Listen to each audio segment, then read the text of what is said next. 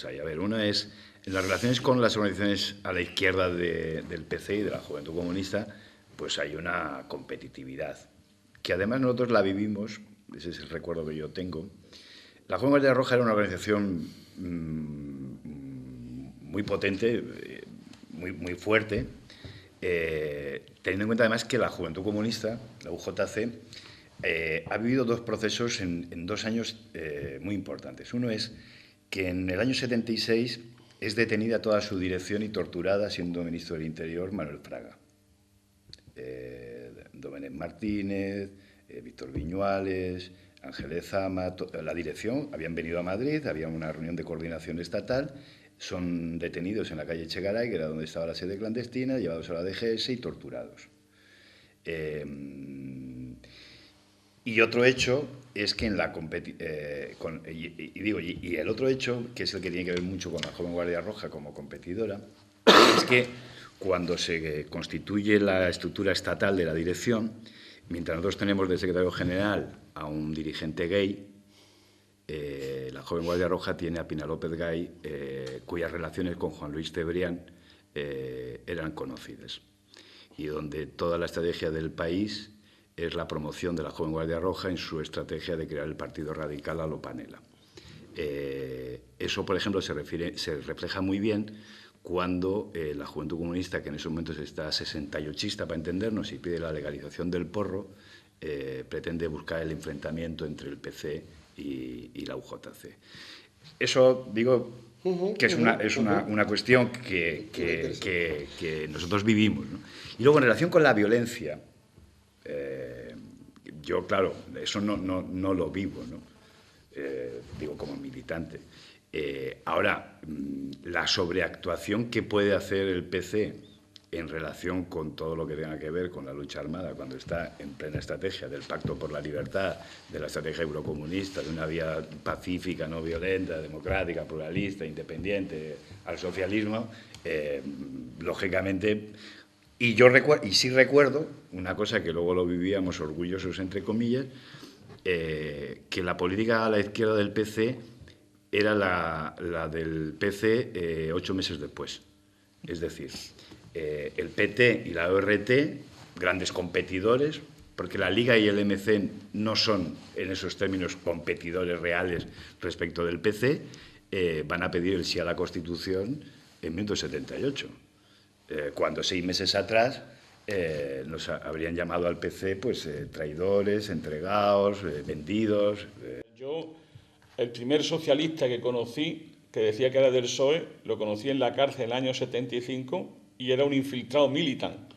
Es decir, yo no conocí nunca un socialista orgánico hasta el año 76 en Granada, que era una ciudad universitaria muy importante, que luego muchos se pasaron al PSOE y que fueron dirigentes importantes. Entonces, la primera cuestión es que a la derecha del PC, nadie. Es más, el que tenía contactos orgánicos con la derecha era siempre el PC, o sea, con la derecha que luego se sumó con los corrientes liberales, etc. Ahí hay un fenómeno que como vino las cosas como vino y hubo una crisis interna, ¿no? Que era un fenómeno que fue muy importante, que fue la Junta Democrática. En la Junta Democrática estábamos con los compañeros del MC. Luego se creó la plataforma democrática del PSOE con el PNV, o sea, frente a esta posición, ¿no? Luego se pusieron las dos. Pero la Junta Democrática fue muy importante para el partido, que tampoco resolvimos bien al final.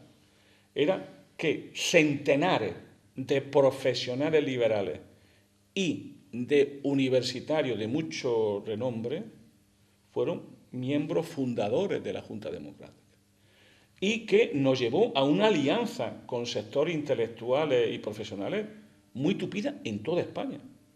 Jueces, en algún sitio militares, catedráticos de universidad, ingenieros, o sea, hubo toda una pleyade de cosas de un partido sólidamente implantado que en un momento determinado hizo de la Junta un instrumento importante, político, sindical, muchas cosas, ¿no?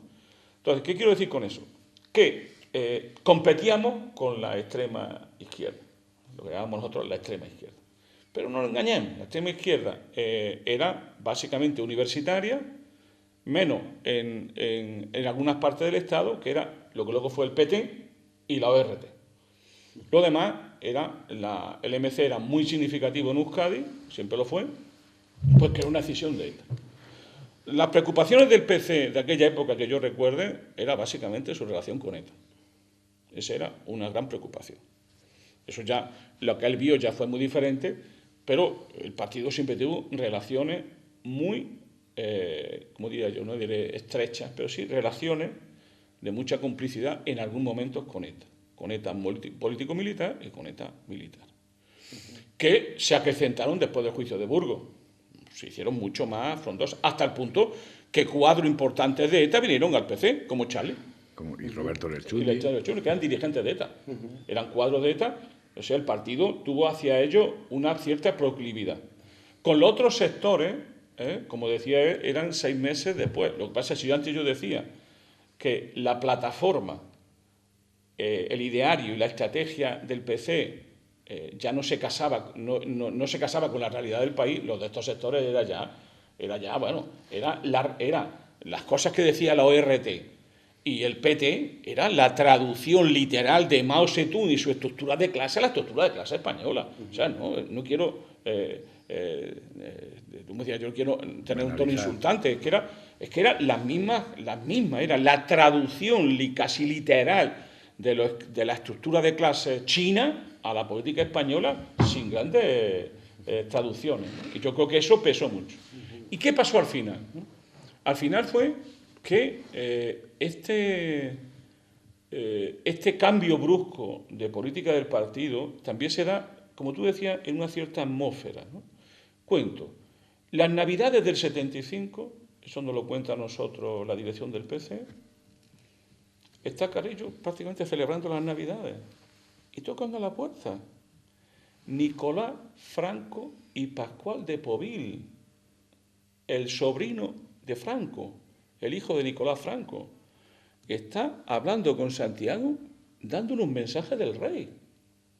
Estamos hablando de Franco, o sea, el 20N se estaba ahí. Es decir, ¿qué quiero decir? O sea, la importancia del PC de Santiago era tan grande en ese momento en el país que desde ese momento se produce un cierto agobio de presiones sobre la dirección del PC y sobre Santiago especialmente, donde Santiago se autonomiza enormemente, producto de la propia situación. No estoy hablando de que fuera Pejón, no entro en esas cosas. Pero se autonomiza mucho del partido y empieza Santiago a ser casi tan importante o más que el propio partido. Sale el libro de Mendel España con Regis Debray y Masgalo, aparece Carrillo enfrentándose con los soviéticos públicamente y además buscando el enfrentamiento porque eso funcionaba. Antes se había enfrentado con Álvaro Cuñal y con la Revolución Portuguesa, que si hubiésemos aprendido de ella, a lo mejor el desacopio no hubiese sido muy grande. Es decir, se estaban produciendo ahí fenómenos donde Carrillo tuvo un protagonismo tan grande, que eran las grandes entrevistas con Oriala Fallaci, es decir, hay un mundo ahí donde el PC aparece como la clave de la transición. Y bueno, y entonces, en un momento determinado, esa posición le hizo olvidarse enormemente al final. Como las cuentas no salían, con otras fuerzas políticas, el papel del PSOE, etcétera, etcétera, como las cuentas no salían, al final el Partido Comunista consideró que la clave de la transición era su propia legalización. Y al final fue a lo que apostó enormemente. Y desde ahí, desde su propia legalización, buscando en la nueva Constitución, etcétera, la posibilidad de superar a los otros sectores. Yo creo que muchas veces la visión de la totalidad lo que no somos capaces de tomar, ¿no? Te voy a poner un ejemplo de una persona significativa, ¿no?, que conocí profundamente, que era Manolo Sacristán, ¿no? Manolo Sacristán fue un cuadro fundamental del PC y del SUC desde el año 56, ¿no?, pero fundamental, ¿no?, clave en toda la política con los intelectuales, en la concepción del partido y tal, ¿no? Manolo, desde el año 69, plantea que la política del partido estaba teniendo una posición cada vez más errónea, equivocada. Como nosotros somos parte de una comunidad, eso no lo hacemos sin llorar. A Manolo le costó una depresión de 1 año. llegar a esa conclusión de que tu partido se está equivocando en el terreno principal. Y además lo veía con visión muy larga, porque dijo, el doble aldabonazo, mayo del 68 e invasión de los tanques en Praga, dijo Manolo. La crisis no ha hecho nada más que empezar, la del comunismo internacional y la de nuestro comunismo español. Fíjate tú, desde el año 69 está así. Yo lo conocí un poquito más adelante, pero tenía esa posición. Entonces, ¿por qué digo lo de Manolo? Porque inmediatamente después del 23F, estoy con él en Barcelona, unas semanas después, y me dijo, ¿has visto lo del 23F, Manolo? Qué mal está este país. Y dije, joder, que haya tenido que ser el propio rey quien desarticule un golpe. ¿No te das cuenta cómo hemos perdido la transición? No hemos salido nadie a la calle. Es más, en Cataluña se intentó y nadie nos siguió. Es que, y él decía, Manolo, es que desde el 79, 78, 79, estamos desmovilizando a la sociedad. Y nos pilló el golpe. Te cito esto por una cita de autoridad para que veas que había en el PC y en la izquierda próxima al PC capacidad. Lo que pasa es que nos tiraban piedras, nuestros propios camaradas. Porque tú dices eso, y como dice muy bien Jesús, porque además creo que es una percepción honesta, él va al gran PC, que era el que estaba haciendo esto, que a nosotros nos parecía desmovilizador, y que se acaba ahí. A lo que voy, y termino, es que la política final es correlación de fuerzas. Y tú puedes tener una estructura que viva mucho tiempo al margen de la correlación de fuerzas. Pero en el país se estaba estructurando una correlación de fuerzas que estaba dejando al partido ante muchas dificultades. ¿Cómo lo vivía una trama organizativa como la del PC, esas contradicciones externas o esas contradicciones de la sociedad? Las vivía con su propio lenguaje y desde su propia estructura. Y ahí es donde aparece un personaje que podríamos decir que personaje más raro, ¿no? Que era Anguita. Anguita está con los renovadores y ha terminado pareciendo o siendo el reflejo del leninismo del partido, o así le decían uno y otro. Carrillo dijo más, que era falangista. Entonces, con este lenguaje que tenemos los comunistas tan cariñosos cuando nos peleamos entre nosotros. Entonces es que ni los renovadores eran tan renovadores ni tan de derecha, ni los leninistas éramos tan de izquierda, es decir, es que teníamos en nuestro léxico, en nuestra estructura discursiva, una serie de patrones interpretativos que interpretábamos lo que nos estaba pasando desde nuestra propia interioridad. No es que Carrillo sea el culpable de todo, no. Carrillo fue, y él lo sabe, lo puede saber hasta más cerca que yo todavía, Carrillo lo que ocurrió, en un momento determinado, se convirtió en el gran secretario general de este partido, en la referencia de este partido, que era muy difícil enfrentarse a él, pero no porque él fuese dictatorial, etcétera, ¿no? No era una persona especialmente fácil para estas cosas, pero era que el partido delegó en él una enorme responsabilidad y el partido fue Carrillo, y fue muy difícil cualquier oposición a él en temas de fondo, era muy difícil. Nosotros éramos un partido de combate, claro, que decidíamos hacer una cosa y la hacíamos, todos juntos. Por eso. Entonces, fuimos a una acción, queríamos hacer lo que se llamó la Acción Democrática Nacional, pensábamos que la podíamos hacer, nos movilizamos para hacerla, intentamos una estrategia y no tuvimos la fuerza para hacerla. Pero no era porque una mañana nos reunimos unos cuantos en una cafetería o en un restaurante y decimos, hay que hacer aquello. No, nosotros éramos una organización de combate. A mí me decían que había que hacer aquello y yo lo hacía. Y además lo hacíamos porque teníamos miles de personas en todos lados haciéndolo. Y decíamos, hay que hacer una acción democrática nacional. Y salía Ramón Tamames, salía Marcelino, salía todo el mundo a la calle. Y lo hacíamos. Y preparábamos nuestra huelga. Cuando hicimos eso varias veces, eso digo porque hay un clima en la extrema izquierda de aquella época, o de intelectuales de aquella época, que dice, el partido se vendió, traicionó. No, el partido en un momento determinado se da cuenta que no tiene fuerza para interpretar la política que él mismo se ha dado. Entonces, a partir de ahí hay un reajuste táctico, y en ese reajuste táctico viene aquello de la ruptura pactada. Claro.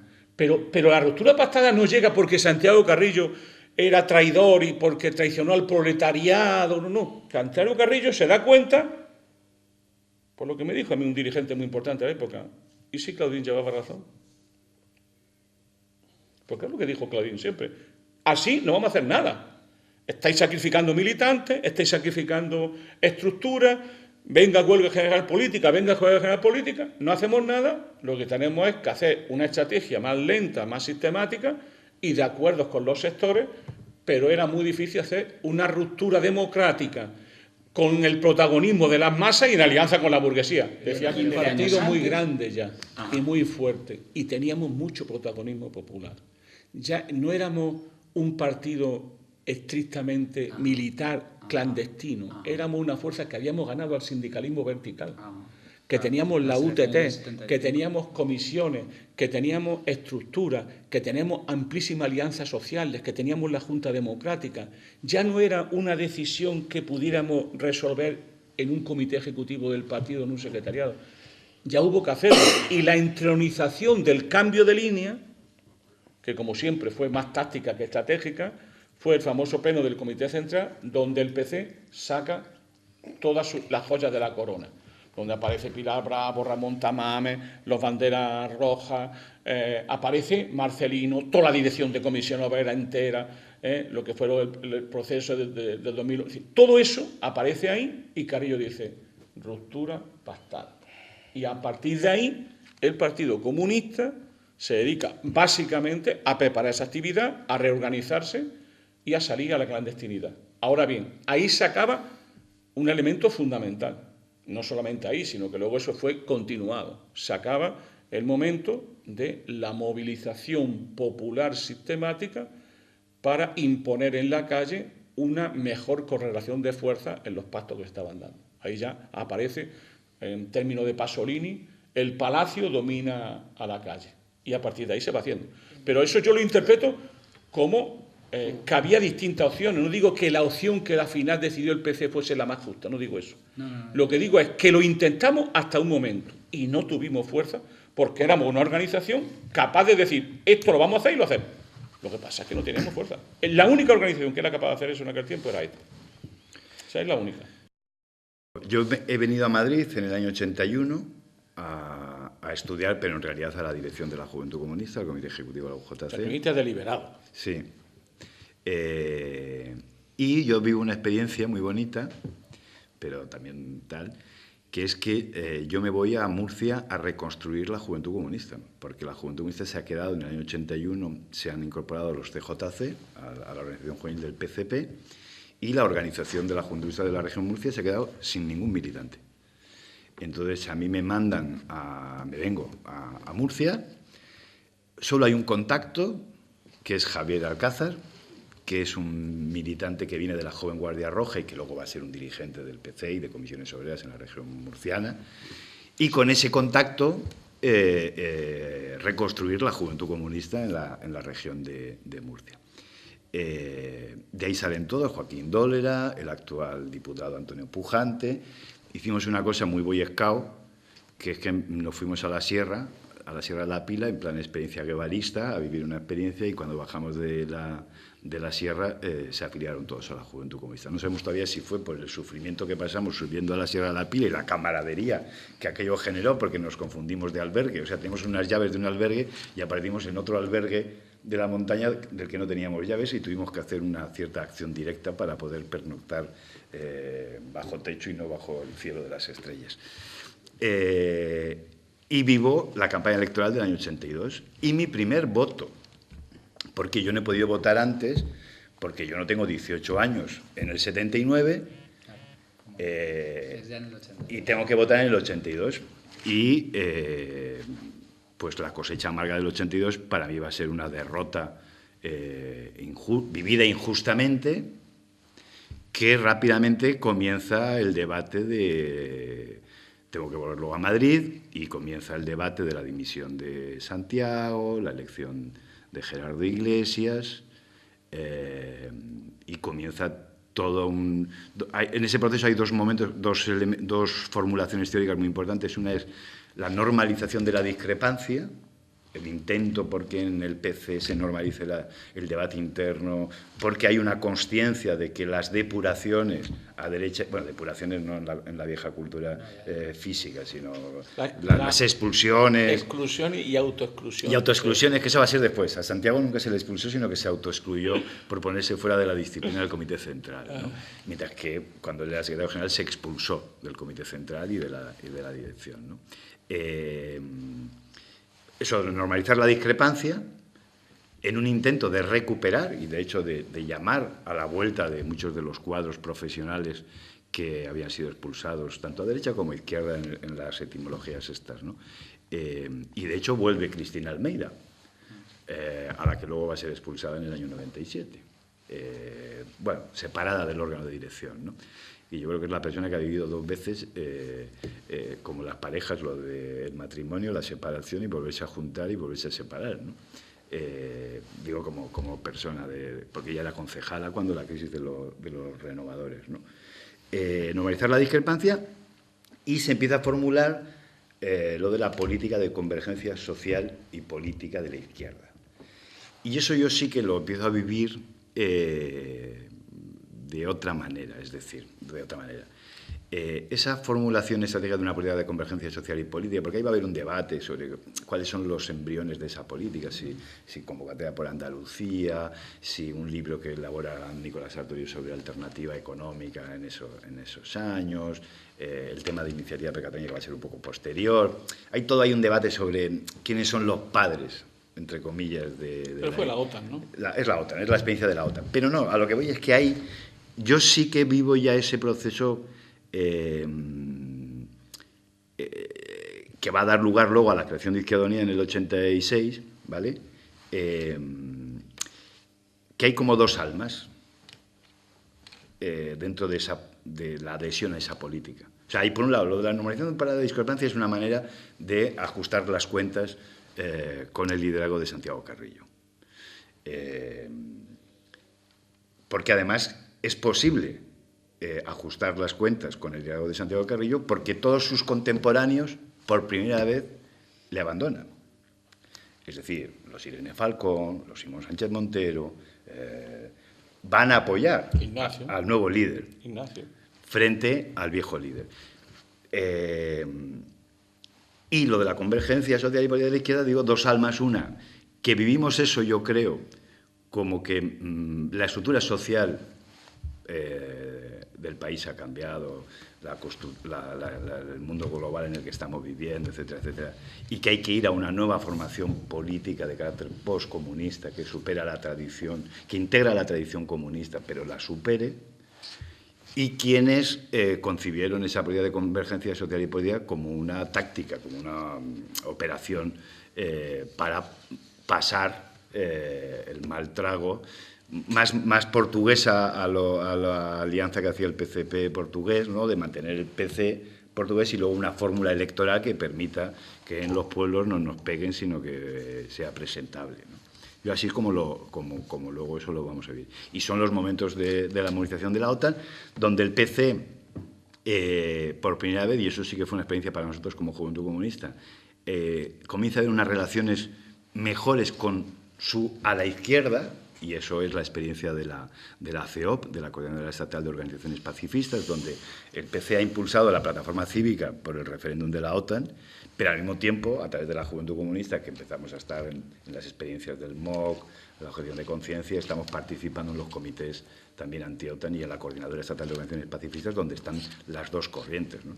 Y eso va a ser yo eso lo vivo como una experiencia que me va a incorporar una cierta continuidad con ese 68ismo con el que comienzo a militar, en la Juventud en la que comienzo a militar, con esa apertura a la cultura libertaria, autogestionaria, que, en fin, que también se va a incorporar a mi socialización política, ¿no? Y había una cosa que se me ha olvidado, una cosa que a mí siempre, en mis debates a veces con los compas, como siempre me ha tocado a mí sobreactuar en defensa de la transición frente a mis compas de la universidad, que en su crítica a la cultura académica de la transición, yo siempre me veo en la necesidad de sobreactuar en la defensa de tal. que es la comparación con Portugal, ¿no? Porque Portugal hizo una revolución, nosotros una transición. Sin embargo, el nivel de desarrollo social, económico, político de España ha sido más progresista, entre comillas, o menos conservador que la experiencia portuguesa, que sí ha hecho una revolución. Yo simplemente lo pongo como... a ver, hubo una revolución y, sin embargo, hubo más conservadurismo en Portugal, mientras que en España hicimos una transición, porque yo sí creo que los dos estamos periféricos respecto de los grandes problemas del país.